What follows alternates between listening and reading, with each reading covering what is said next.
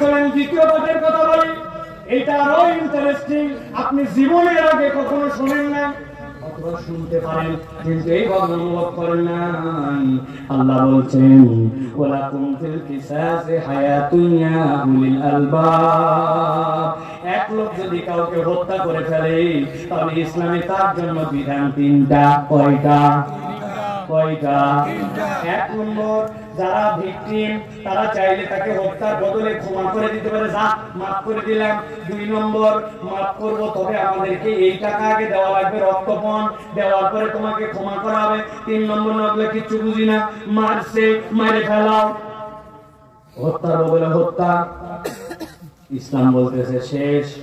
কিন্তু আমাদের প্রচলিত আইন, পৃথিবীর আইন কি বলতেছে?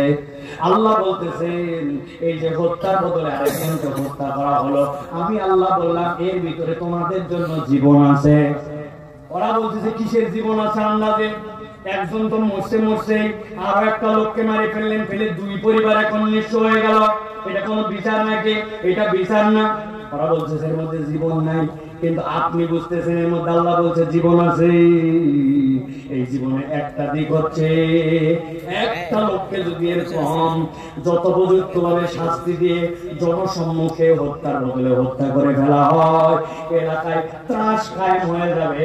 ইসলামী বিচারে মানলে বাবা খবর আছে মরে যাওয়া লাগবে, তখন অর্ধেক মানুষ ভীত হয়ে এই অপরাধ থেকে দূরে চলে যাবে, ঠিক কিনা?